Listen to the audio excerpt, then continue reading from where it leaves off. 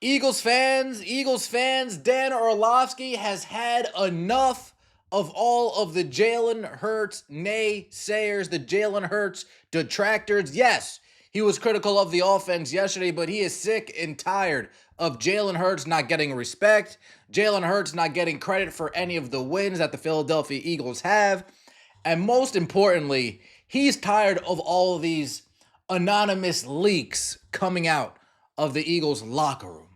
All of these quotes taking shots at the quarterback, trying to divide the team coming from the media. Dan Orlovsky has had it up to here with it.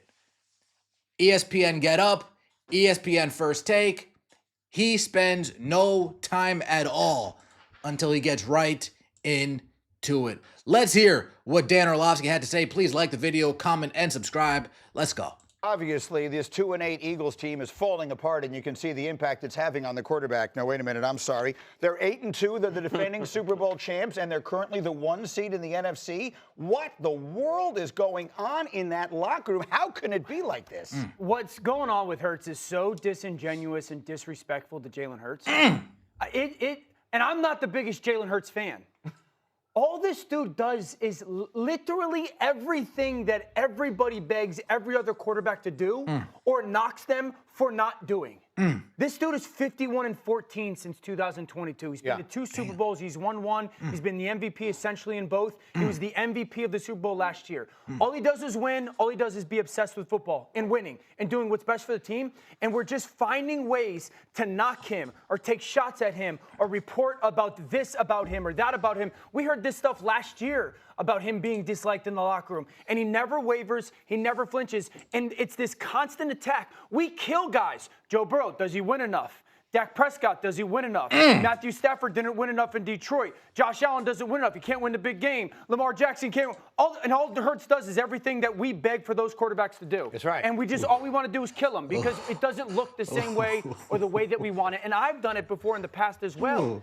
I don't understand why we are obsessed with trying to knock Jalen Hurts right now when he does the only thing that people actually care about.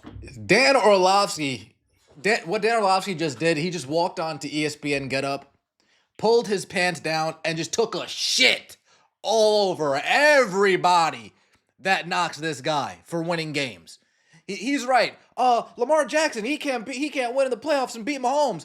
Josh Allen, he can't win in the playoffs and beat Mahomes. He doesn't even outplay Mahomes. And Jalen Hurts outplays Mahomes in both Super Bowls, beats Mahomes in this most recent Super Bowl. Dak Prescott, Jordan Love, Jared Goff, Matthew Stafford. And then all this guy does, again, he might not be throwing the ball 35, 40 times like these other guys. He doesn't need to. The coach doesn't force him to. He understands, play within my game. Make sound decisions, don't turn the ball over.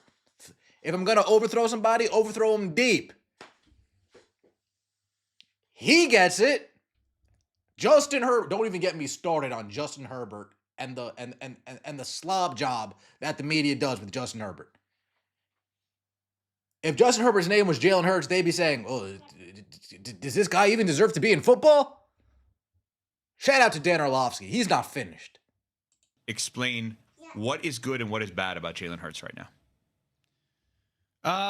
What's been said about Jalen Hurts the past couple of days, it drives me absolutely bonkers. And I'm not even like the biggest champion of Jalen. Oh. This dude's 51-14 under Nick Sirianni. Okay? He's gone to 2 Super Bowls. He's won 1. He's been MVP caliber in both. He's been an MVP in 1. They beat one of the great dynasties of all time. And now we're getting the leaks of people don't like the way that he goes about his business and operating. Okay, guys, then go be every other organization that every 4 years recycles their quarterbacks and head coaches and constantly searching. He's not perfect, no. He's perfect for that city. He's perfect for the way that he goes about his business. And to the risk-averse stuff, like, yeah, your margin of error, it's not as fun to watch. It's not as exciting. It doesn't necessarily make me want that style of quarterback on a week-by-week basis when it comes to, like, that's the greatest throw I've ever seen. I am blown away that we are getting leaks about a dude who, by all accounts, all he does is what everyone always asks their quarterback to do. We sit here and have all these conversations about all these quarterbacks, and we go, yeah, but Joe Burrow is not going to get to the playoffs, or Josh Allen's 7-3, or Aaron Rodgers isn't getting it done, or Matthew Stafford can't win. And all this dude does is everything that we knock others for, and now we're finding ways to knock them. And again, I have never championed Hurts, but the way that we're just talking about him, I find to be so disingenuous and disrespectful. Round of applause from me. Thank you. I don't get it. Thank you. All we want is to win. We want our teams to win. We want our teams to ball security is job security. That's what he does. Like, what do we and we want him to take it seriously. He's obsessed with being good at the sport for his team and acting in a way that your kids can look at and say, be like that guy. Yeah. Good for you, and Dan Orlovsky. We're finding ways to discredit it. I totally, and I'm not an Eagles fan, but good for you. Now, good for that guy. Evan, I believe his name is, from the Unsportsmanlike. If you saw them on Get Up, they were all quiet because they are guilty of what Dan Orlovsky is accusing people of being. They are all quiet because they all are guilty of what Dan Orlovsky was accusing people of being.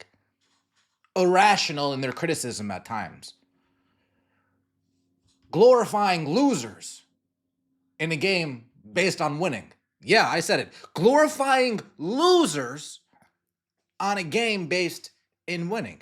Now, are these guys actually losers? Allen, Lamar, Burrow, are they actually losers? No, they're not actually losers. Herbert, he might be. But those other guys, they're not losers. They just don't win against Mahomes. They just don't win when it's time to win. Not everybody's going to win a Super Bowl. I get it. There are great quarterbacks that have gone a whole entire career without winning Super Bowls. Dan Marino. I get it. I understand. But at the same time, don't be knocking this guy because he is winning. Don't be knocking this guy because he is only throwing it 25 times, not turning the ball over. What is it? 20 touchdown, 1 interception turnover ratio. Like, don't be knocking this guy for that. Maybe hold your other guys to some type of standard. Like the video, comment, subscribe. I'd appreciate that. See you later. Peace.